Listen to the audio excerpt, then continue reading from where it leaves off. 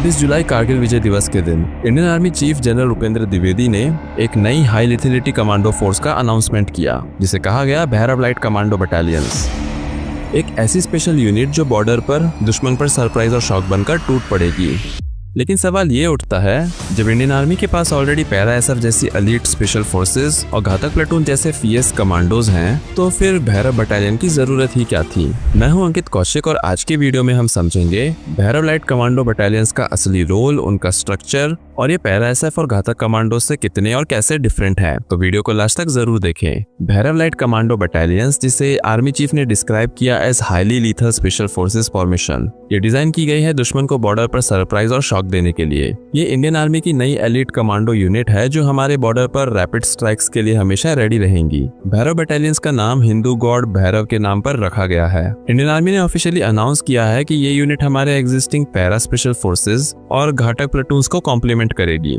Indian army के chief general Upendra Dwivedi ने 26 कारगिल विजय दिवस के इवेंट पर द्रास में इनकी फॉर्मेशन का ऐलान किया। ये नए कमांडो बटालियंस का एम है इंडियन आर्मी की ऑपरेशनल कैपेबिलिटी को मल्टीफोल्ड इंक्रीज करना along the borders with China and Pakistan. Two front threat को देखते हुए इंडियन आर्मी को एक ऐसी फोर्स चाहिए थी जो जल्दी और एग्रेसिवली रिटेलिएट कर सके, और भैरव यूनिट्स उसी नीड को फुलफिल करने के लिए बनाई गई हैं। They are highly agile, technology packed commandos ready for modern border warfare.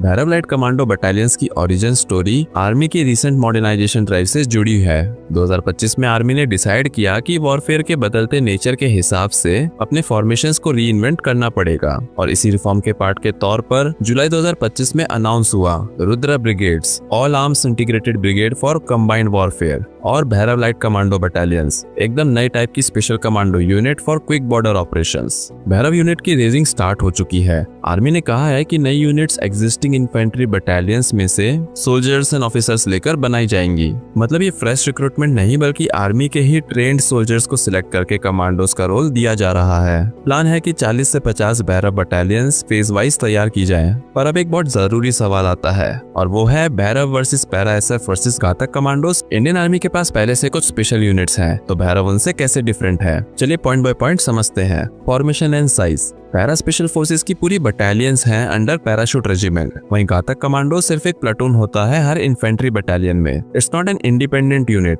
बस उस बटालियन की एलीट टीम है। वहीं Bhairav battalions are full battalions like para SF, making them far larger than a Ghatak platoon. और पैरा एसएफ से हटकर ये काफी ज्यादा नंबर में होंगे, क्योंकि इंडियन आर्मी अराउंड 40 to 50 ऐसी बटालियंस तैयार करने का सोच रही है।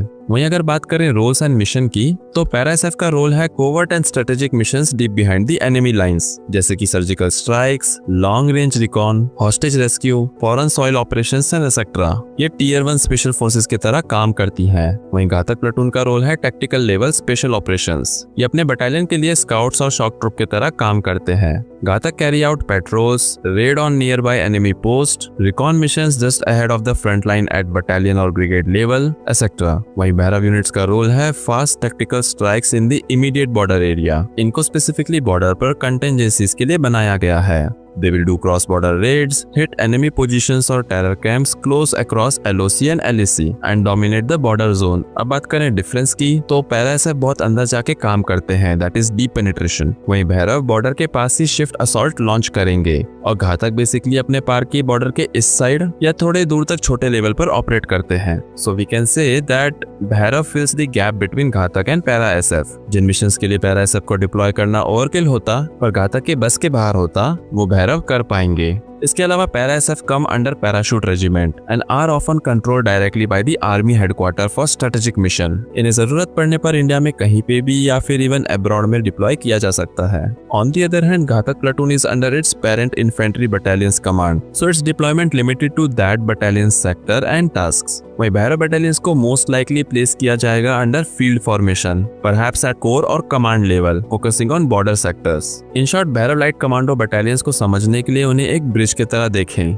Bridging the gap between small unit Ghatak teams and far reaching para SF teams. जहाँ para SF strategic surgical strikes के लिए है और घातक लोकलाइज्ड रेड के लिए, भैरव होंगे ऑपरेशनल लेवल पर बॉर्डर रेड्स और असॉल्ट्स के लिए तैयार। आर्मी के सोर्सेज ने यह भी क्लियर किया है कि Bhairav units will not be tasked with strategic mission like special forces. मैं उम्मीद करता हूँ कि इस वीडियो को देखने के बाद आप भैरव लाइट कमांडो बटालियंस को अच्छे से समझ गए होंगे और साथ ही ये भी जान गए होंगे कि ये किस तरह से पैरा एसएफ और एग्जिस्टिंग घातक प्लाटून से डिफरेंट है। अगर आपको ये वीडियो इन्फॉर्मेटिव लगी तो इसे अपने दोस्तों के साथ जरूर शेयर करें। मिलते हैं अगली वीडियो में एक नए और इंटरेस्टिंग टॉपिक के साथ। जय हिंद।